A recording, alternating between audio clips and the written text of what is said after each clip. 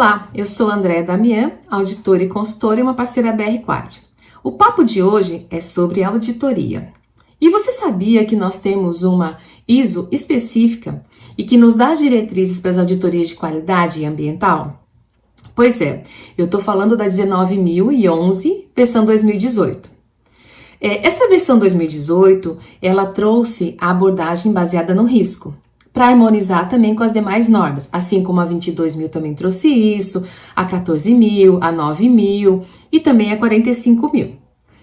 Bem, ela é baseada, assim como as outras normas, ela segue a mesma estrutura, baseada então em escopo, na questão de termos e definições, referências normativas.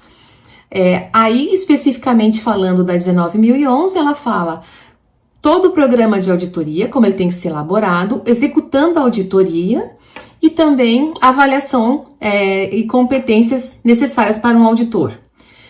Bem, então quando a gente fala na 19.011, a gente sabe que nós temos três tipos de auditoria. Auditoria de primeira parte, auditoria de segunda parte e auditoria de terceira parte.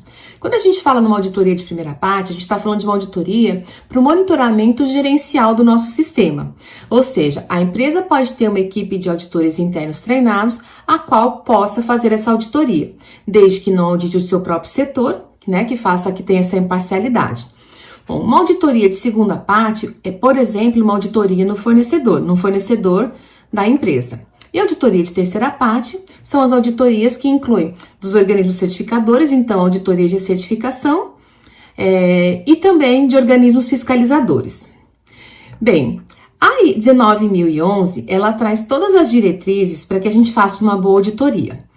Então, ela traz todos os atributos que um auditor deve ter, tais como profissionalismo, ética, imparcialidade, uma boa educação, uma boa apresentação.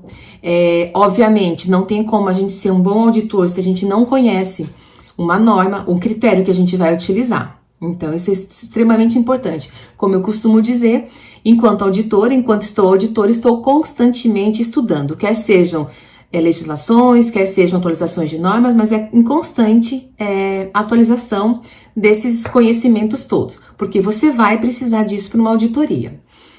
Bem, a 19.011, ela fala, então, quando chega lá no requisito referente ao planejamento da auditoria, ela fala sobre como tem que ser esse planejamento. Então, você tem todo um trabalho de bastidor até conseguir chegar a estar executando a sua auditoria, que é toda a montagem da equipe de auditores, que é a avaliação desses auditores para verificar se realmente eles têm os critérios mínimos para que possam fazer a auditoria de forma correta e também que contemple o que é 19.011. Também é importante ressaltar aqui nessa parte do planejamento da auditoria, consta aqui todo o cronograma da auditoria interna, ou seja, quais são os requisitos que você vai auditar, qual é o critério, né? Então, por exemplo, eu sou uma auditora de FSSC.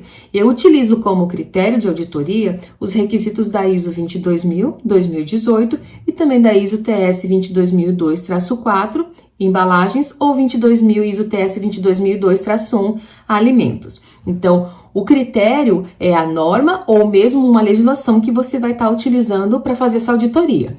Então, esse planejamento todo, ele tem que ter bem certinho qual é o critério de avaliação, uma auditoria, então esse cronograma de auditoria é uma auditoria bem organizada, não falta tempo pra gente, então a gente tem que sempre organizar muito bem o tempo, quanto tempo eu vou precisar para auditar tal requisito. Se a gente tem um requisito maior, a gente tem que considerar um tempo maior também, obviamente, para poder auditar esse requisito.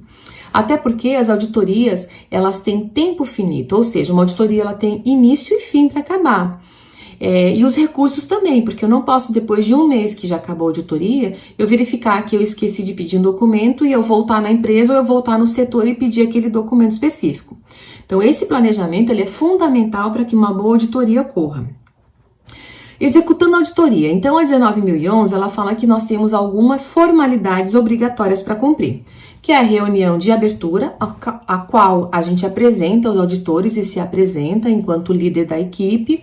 A gente explica como é que vai acontecer essa auditoria, qual vai ser a metodologia utilizada através de entrevistas, avaliação de documentos, tudo em busca das evidências objetivas, certo? Também a gente explica como é que serão as não conformidades, né? Menores, maiores, críticas, oportunidade de melhoria, enfim, a gente explica como é que vai acontecer. Até porque, e também já fala que sempre que acontecer um desvio, né, enfim, que pode vir a ser uma não conformidade ou não, o auditor sempre irá avisar o auditado.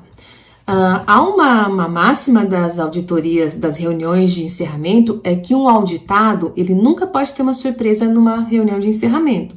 Ou seja, ele vai para a reunião sabendo exatamente quantas não conformidades ele teve, né, ao longo aí dessa auditoria. Bom, aí a outra formalidade obrigatória é justamente a execução da auditoria. Então, você seguir todo esse critério que você estabeleceu no planejamento, né? E aí depois você executar através de entrevistas, através da busca por evidências objetivas. Eu sempre digo o seguinte, o bom auditor, ele vem numa auditoria em busca de evidências objetivas que demonstrem a excelência de todos os processos que a empresa faz. E se porventura algum desvio for encontrado, aí sim uma não conformidade será dada.